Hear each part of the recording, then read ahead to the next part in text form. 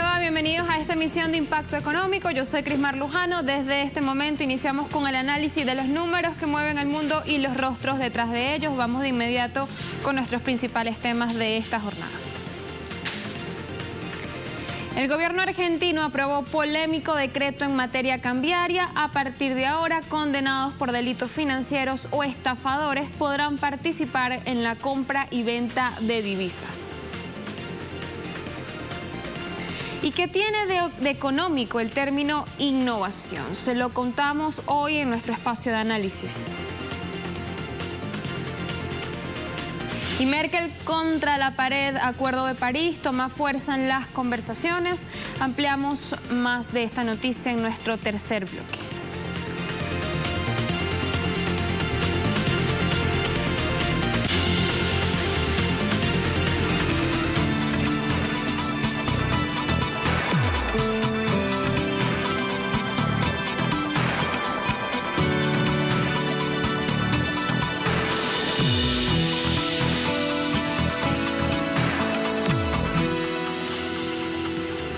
Y en nuestro recorrido por América Latina iniciamos comentando que el presidente de Argentina, Mauricio Macri, firmó este jueves un decreto que le resta limitaciones, escuche bien, a condenados por delitos financieros o estafadores que ahora pues podrán participar en la compra-venta de divisas extranjeras. El portal web El Destape titula justamente sobre esto: polémico decreto, ahora estafadores y condenados podrán dedicarse al negocio de la compra-venta de dólares. Un decreto que, como decimos, fue firmado por el presidente Mauricio Macri. En el artículo 186, referido al tema cambiario, se derogan medidas contra quienes habían sido sancionados por infracciones al régimen de cambios, los condenados por delitos contra la propiedad o contra la administración pública, los cometidos también por la Constitución o en contra de funcionamiento y liquidación de entidades financieras o cambiarias, los condenados por la asesoría de inhabilitación para ejercer cargos públicos o por otros delitos comunes. Así se derogan entonces medidas claves para limitar y regir el negocio de las divisas extranjeras, que ahora va a poder acceder este grupo de estafadores o condenados por delitos financieros. Y después de esta noticia, vaya que no exageramos cuando decimos que Macri, un prominente empresario, gobierna por y para los ricos. El líder de Cambiemos nuevamente ahora extiende esas reformas económicas, el no tributario, recordamos, también para favorecer al sector privado argentino, a los cuales se les van a disminuir sus contribuciones económicas. Vamos a revisar algunos datos del Centro de Economía Política de Argentina, el CEPA. El informe del Centro de Economía Política Argentina reveló que con las reformas tributarias introducidas por Cambiemos en diciembre pasado, se le transferirá a las empresas privadas más de 103.000 millones de pesos solo en 2018.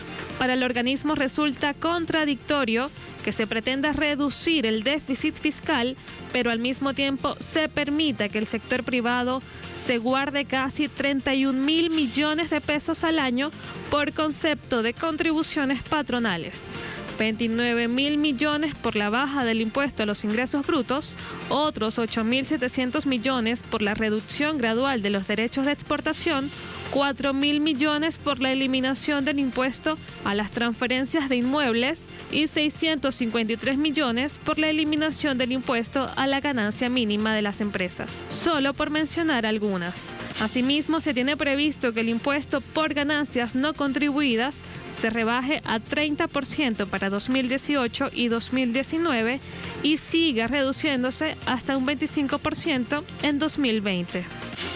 Entonces este es el panorama de Argentina. Pasamos ahora a hablar de México, un país que exhibe un modelo económico de crecimiento empobrecedor. El PIB aumenta, pero al mismo tiempo lo hace en la pobreza y cuando no, la brecha de desigualdad sigue ensanchándose. La crítica viene incluso desde la propia Organización para la Cooperación y el Desarrollo Económico, la OCDE, también se le llama el Club de los Países Ricos, que califica a México, insuficiente en el desempeño desempeño económico. Vamos a revisar justamente ahí datos de la OCDE. Aunque la nación azteca está creciendo a un ritmo de 2.4%, tasa superior a la media de la OCDE, fijada en 1.8%, los beneficios de esta aparente expansión económica no alcanza para todos. El nivel de pobreza se mantiene sobre el 40% de la población, siendo que 7 de cada 10 mexicanos son pobres o son vulnerables a este flagelo. Otro dato, si en promedio los países que conforman parte de la OCDE, el ingreso de la 10ª parte de los hogares más ricos es 10 veces mayor que el de los más pobres, en México esta proporción es de hasta 20 veces mayor. Y la merma de los ingresos de los hogares más pobres no pasa porque sí y ya, ¿no? Sino que hay nulas políticas de salarios, hay pérdida del poder adquisitivo por la inflación desatada, por cierto, a partir del gasolinazo, esas alzas a los precios de los combustibles, también la depreciación del peso, que desde que llegó Donald Trump a la Casa Blanca no ha dejado de recibir esos golpes externos. El largo y polémico debate por el TLCAN provocó que en la última hora de la jornada cambiaria del miércoles, la moneda mexicana registrara una abrupta caída frente al dólar. Según datos de Banxico, el tipo de cambio en el momento era de 19,17 pesos por dólar y comenzó a moverse y en menos de una hora llegó a 19,41 pesos. Al cierre de las operaciones, el tipo de cambio para el mayoreo y en las más representativas del mercado de divisas en este país se ubicó en 19,38 pesos por dólar. Estamos hablando en todo caso de una depreciación de 10 centavos respecto a la víspera y de una fluctuación evidentemente pues provocada por estas inestabilidades cambiarias. Y la economía nicaragüense mantuvo un desempeño positivo durante 2017 que sentaron ya una base para un 2018, si se quiere decir, prometedor. Datos difundidos por el Banco Central de este país muestran que el sector industrial va a repuntar a crecer, así como también las inversiones extranjeras y el turismo. Revisamos. De acuerdo con datos del Banco Central de Nicaragua, el crecimiento económico del país en 2018 oscilará entre 4,5 y 5%, impulsado principalmente por los aportes de las actividades de la industria manufacturera, comercio, agricultura, pecuario, entre otras. Este año, la construcción tendrá un repunte positivo de casi 10 puntos ante el auge de obras de infraestructura pública y la inversión privada, cuyos recursos estarán destinados a la construcción de viviendas, así como a la ampliación de zonas francas, hoteles, oficinas y bodegas, según informa la Cámara Nicaragüense de la Construcción. La autoridad monetaria nicaragüense prevé que continúe llegando al país flujos externos importantes como remesas, los ingresos por turismo, la inversión extranjera directa y la cooperación externa. El flujo constante de divisas podría ayudar a ubicar el déficit de la cuenta corriente de la balanza de pagos en torno al 6,2% del PIB. Respecto a la inflación, las proyecciones ubican una presión estable entre 5,5 y 6,5%, que podría variar en dependencia de eventos externos relacionados a la recuperación de los precios de las materias primas en el mercado energético internacional o las condiciones climáticas favorables para la siembra y cosecha de alimentos. Así nos vamos entonces a la primera pausa en Impacto Económico. A la vuelta estaremos hablando de la economía de innovación. ¿Qué tiene que ver una cosa con la otra? En nuestra lista de análisis a la vuelta.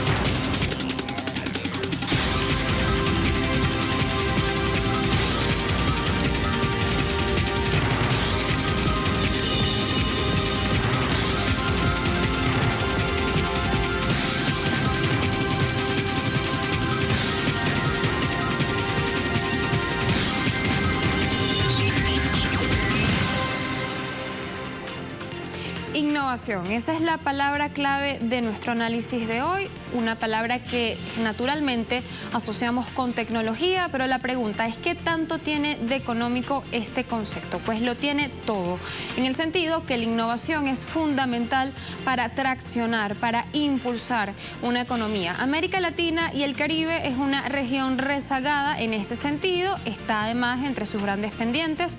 Vamos a desarrollar el tema primero y luego los invito a que veamos otra pieza.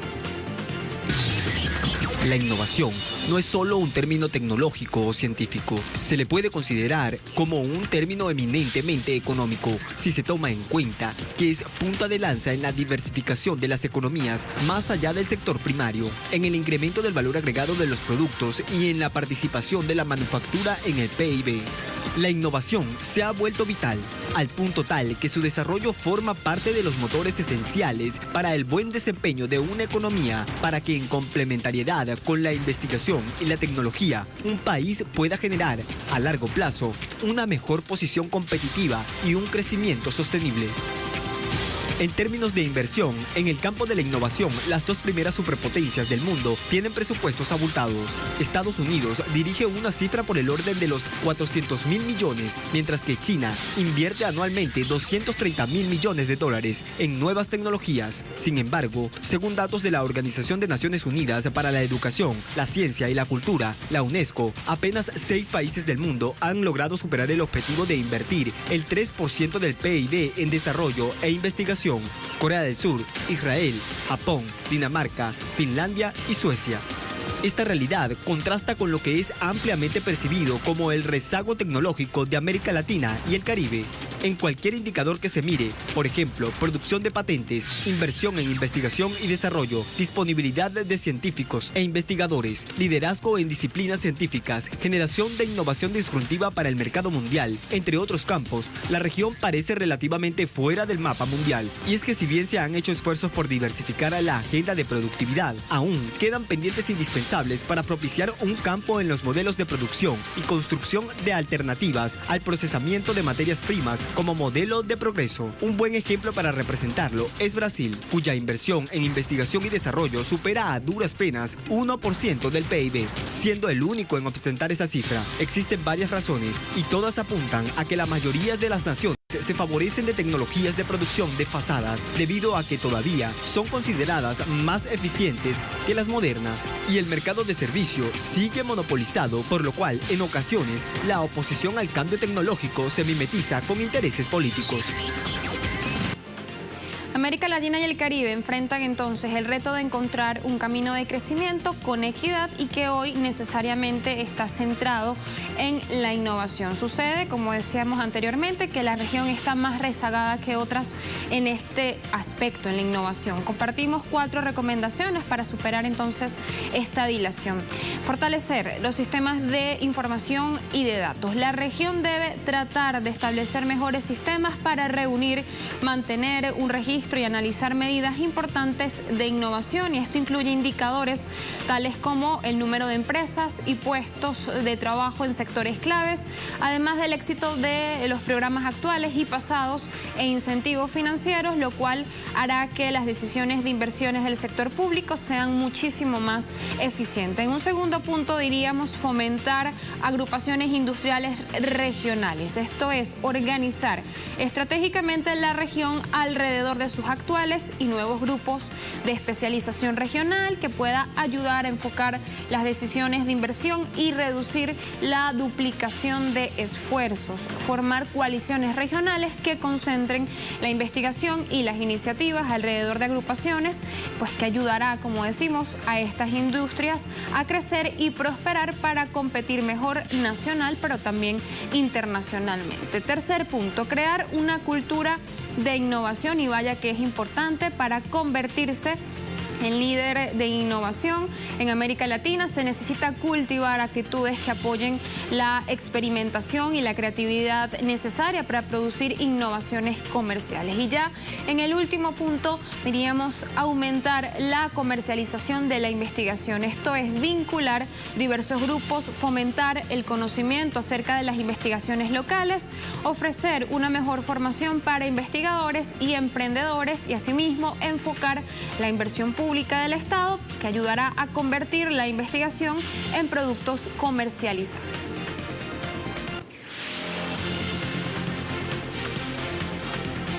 Entonces nuestros modelos en América Latina necesitan pasar necesariamente por esta actualización de nuestros modelos productivos en donde la innovación sea clave. Segunda pausa en Impacto Económico. A la vuelta volvemos con Alemania, que sigue sin poder consolidar el gobierno en manos de Angela Merkel.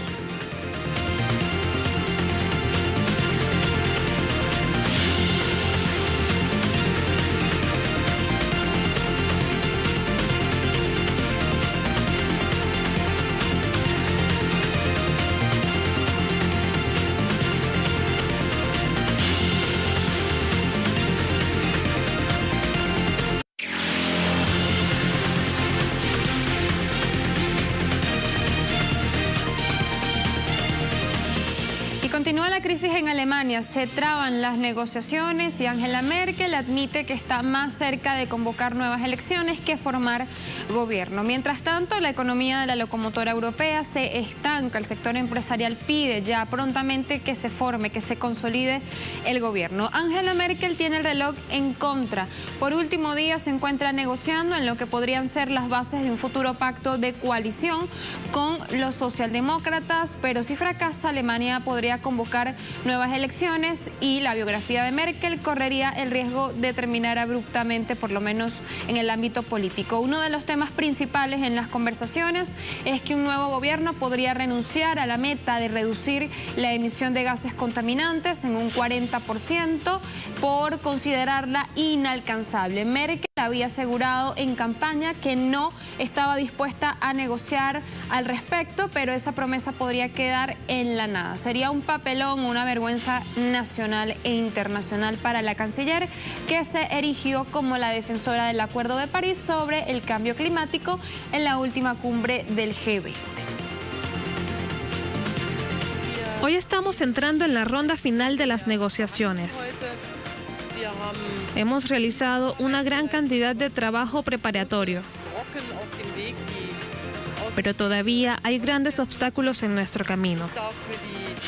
En nombre de mi partido, puedo decir que trabajaremos de forma constructiva para cumplir los compromisos necesarios. Y justamente hablando del Acuerdo de París, para Donald Trump parece que el medio ambiente pasa a un segundo plano cuando de negocios se trata. El presidente estadounidense dijo que su principal preocupación respecto a este Acuerdo de París era el tratamiento injusto hacia Estados Unidos y como ha hecho prácticamente con casi cada acuerdo o política estadounidense. El acuerdo es un entendimiento global que establece metas de reducción en emisiones contaminantes para combatir, como sabemos, el cambio climático, que es una realidad. También sabemos que Estados Unidos es un país productor de gas, de carbón y de petróleo, cuya economía se ha visto herida ante las exigencias de este pacto, por lo cual Washington decidió abandonarlo y poder llevar a cabo entonces su modelo de consumo. Sin embargo, hoy el magnate dijo que es posible volver, pero como es costumbre ya con Trump, todo bajo sus propios términos. Lo escuchamos. Francamente, es un acuerdo con el que no tengo ningún problema, pero tuve un problema con el acuerdo que firmaron, porque, como de costumbre, hicieron un mal negocio. Así que podemos volver a entrar, pero yo digo esto, somos muy fuertes con el medio ambiente. Siento mucho sobre el medio ambiente. La EPA y los comisionados son muy poderosos en el sentido de que quieren tener agua limpia, aire limpio, pero también queremos negocios que puedan competir.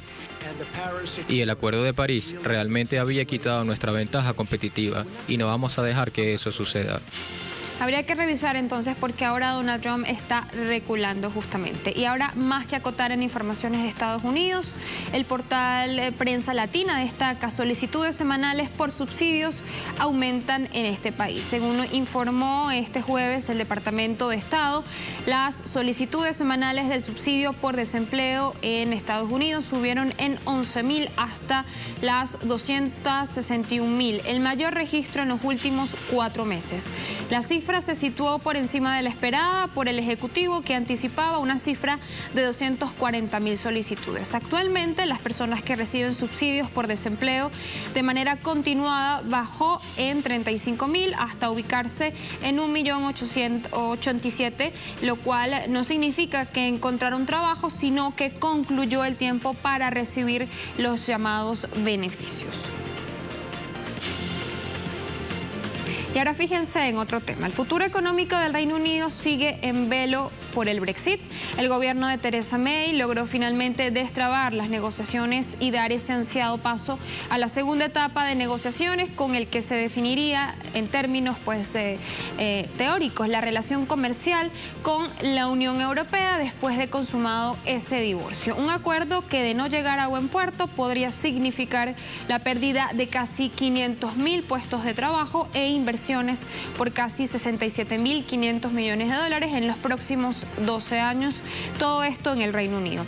Así lo asegura un reciente informe de Cambridge Econometrics, y que fuera encargado por el alcalde de Londres, Sadiq Khan. La consultora económica estudió 5 escenarios diferentes del divorcio, desde el más difícil hasta el más flexible, y analizó también el impacto económico en 9 industrias, desde la construcción hasta las finanzas. En un dato muy concreto, el estudio afirma que en un escenario de no negociación comercial con la UE, la industria británica que saldría peor parada es el de área de servicios financieros y profesionales, con hasta 119.000 empleos menos en todo el país. La gran pregunta es: ¿se acerca el Reino Unido al inicio de una década perdida? Todo está por saber.